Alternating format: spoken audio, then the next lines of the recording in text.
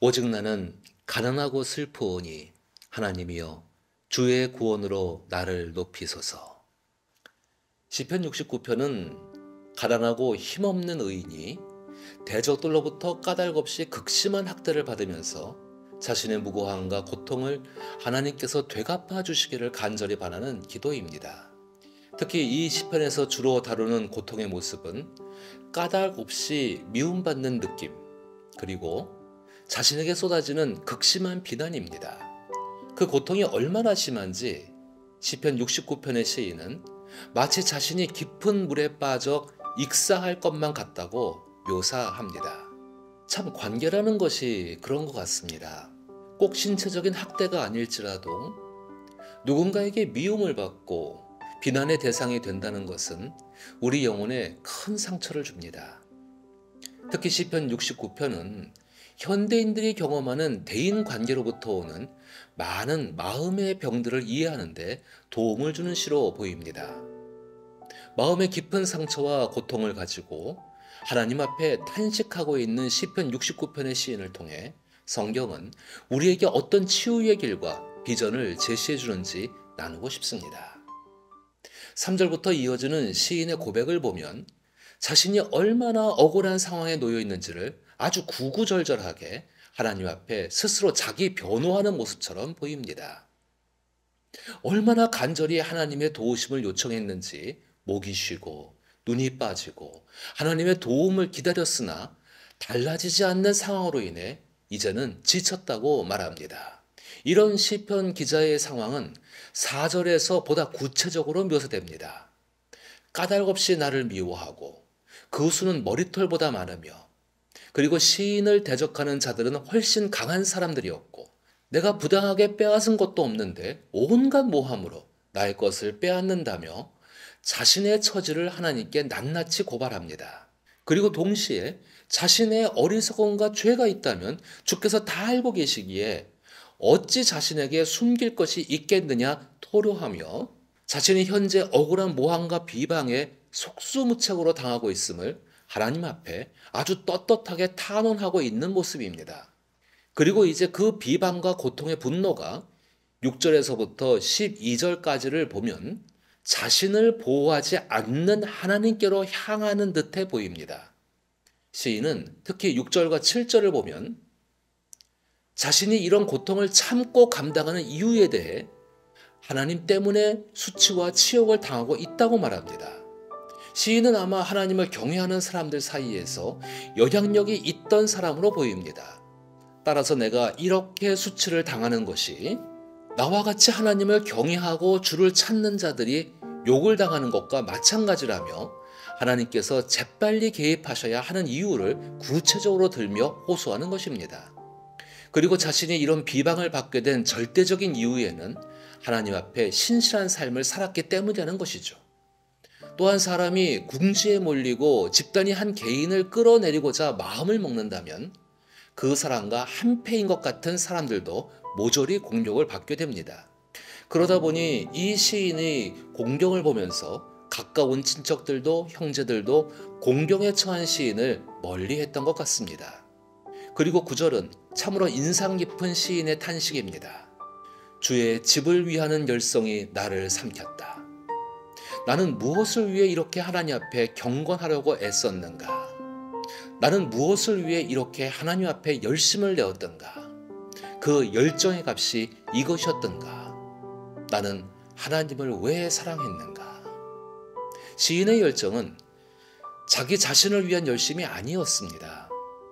하나님 안에 있는 그 공동체, 하나님의 인격과 공의의 실천을 위해 내 자신을 희생해 왔건만 나에게 남은 것은 비방과 조롱뿐임을 보면서 시인은 깊은 절망과 슬픔에 빠집니다. 그러나 가난하고 아무런 힘이 없는 한 개인은 이 상황을 종결시켜 주시고 구원해 주실 분은 오직 하나님이시며 지금껏 자신의 운명을 하나님께 걸고 살아왔기에 이러한 공공한 상황에서 해왔던 대로 금식하며 베옷을 입고 하나님 앞에 슬픈 마음을 토로했습니다. 그러나 이들은 오히려 이런 시인의 태도를 비웃음과 조롱거리로 전락시킬 뿐이었습니다. 그러나 이 신앙인의 깊이는 13절에서 드러납니다. 내가 해온 모든 열심이 나를 향한 모함과 비난으로 돌아온다 할지라도 나의 사람들이 나를 떠나며 여전히 나의 존재와 믿음이 비웃음과 조롱거리가 된다 할지라도 시인은 하나님의 반기시는 때에 나의 기도를 들으시고 인자하심과 구원의 진리로 응답해 주시길 기대하는 마음으로 하나님 앞에 나아갑니다. 얼마나 큰 신뢰인가요? 내가 부르짖느라 목이 쉬고 하나님의 구원을 기다리다 지쳐 피로하였을지라도 난 여전히 하나님의 구원을 기다린다는 이 고백이 하나님을 향한 얼마나 신실한 신앙의 고백인지 고통 속에서도 하나님에게 다가가려는 강인한 의지가 담겨 있음이 느껴집니다. 그리고 14절부터 19절까지는 하나님 앞에 시인이 도움을 받고 싶은 구체적인 사항을 나열하고 있습니다. 이 기도는 나를 미워하는 사람들, 나를 비방하는 목소리들에 내가 휩쓸리거나 잠식당하지 않도록 간구하는 것입니다. 시인은 13절을 통해 이미 하나님의 때에 나를 이 상황으로부터 구원해 주실 것을 신뢰하며 기도했습니다. 따라서 내가 그 하나님의 때가 찰 때까지 겪어야 하는 이 수치와 비방과 조롱들에 휩쓸려 완전히 잠식되지 않도록 나를 불쌍히 여기사 나의 위로자, 나의 보호자가 되어주시기를 바라고 있습니다. 그리고 내가 이 고난 가운데 겪는 분노와 슬픔처럼 나를 압제하고 대적하는 자들에게 하나님의 심판이 임하길 간절히 호소합니다. 21절로부터 28절까지를 보면 시인이 자신이 경험한 수치와 고통을 낱낱이 하나님께 고하며 받은 대로 하나님께서 갚아주시길 의탁하고 있습니다. 그들이 나에게 먹을 것으로 장난쳤으니 그들의 밥상도 올무가 되게 해주시고 그들의 눈이 어두워져서 몸이 상하게 하여 주시고 하나님의 분노를 그들에게 퍼부어 주셔서 그들의 거처가 황폐해지고 경제적으로 어려워지길 바라며 이미 하나님께서 자비를 베푸신 사람들의 상처를 일부러 후벼 파서 상처와 수치를 느끼게 하는 완악한 짓들을 하는 그들에게 죄에 죄를 더하사 하나님의 자비와 용서를 받지 못하도록 하나님께서 직접 응징해 주시길 간절히 호소하는 것입니다. 사실 시인이 기도한 악인들에 대한 이 저주 항목은 시인 개인의 입장에서 볼 때 당연 마땅해 보이는 일들이지만 자비와 공의의 하나님의 속성에서 볼 때 당연히 응당 이루어져야 하는 일은 아닐 수 있습니다. 그러나 이런 시인의 기도는 오늘날 형식적인 기도와 지나치게 경건하고 고상한 기도로 자신의 깊은 내면의 소리를 가지고 하나님께 나아가지 못하는 자들에게 위로와 지혜를 주는 기도라고 생각합니다. 이렇게 하나님 앞에 자신의 처지와 입장을 호소하고 분노를 쏟아낸 시인이 이어서 기도한 고백을 들여다보면 가난하고 궁핍한 자들의 소리를 들으시고 반드시 구원을 베푸실 것이라는 확신 속에 하나님을 찬양하게 되는 것을 볼 수 있기 때문입니다. 그리고 시인은 하나님께서 자신의 기도를 들으시고 다시 모든 것을 회복시키실 하나님의 구원을 구체적으로 기대하게 됩니다. 이렇게 시편 69편의 기도 흐름을 잘 느껴보면 기도를 통한 큰 전환을 경험하는 과정을 볼 수 있습니다. 처음에는 기도를 통해 느끼는 답답한 마음이 강조되며 하나님의 응답이 느껴지지 않는 어두운 순간을 그립니다. 그러나 이후에는 점차 자신의 상황을 구체적으로 알으면서 하나님께 왜 이러한 상황에 자신이 방치되어서는 안 되는지에 대한 간절한 호소가 나타나죠. 그리고 하나님의 사랑이 어떤 부당함과 핍박을 당하고 있는지 정확하게 하나씩 드러내면서 이에 대한 확고한 응징과 저주를 퍼붓는 기도를 통해 하나님의 정의가 이루어지길 소망하며 자신 내면에 쌓여있던 깊은 분노의 감정을 솔직하게 털어놓을 수 있게 되었습니다. 그렇게 이 모든 과정을 지나니 시인은 마침내 구원에 대한 확신과 기대를 진정으로 발견할 수 있게 되었습니다. 이는 마치 어두움 속에서 빛을 찾아가며 하나님의 도움과 구원에 대한 믿음으로 충만한 새로운 마음에 도달하는 것과 같습니다. 이 새로운 마음은 원수의 악함으로 인한 고통의 자리에 머물렀던 시선에서 하나님의 선하심을 묵상하는 대로 돌리게 되었다는 점에서 이 시인의 기도적 맥락이 주는 유용함은 우리 현대 신앙인들에게 꼭 필요한 지혜라고 생각합니다.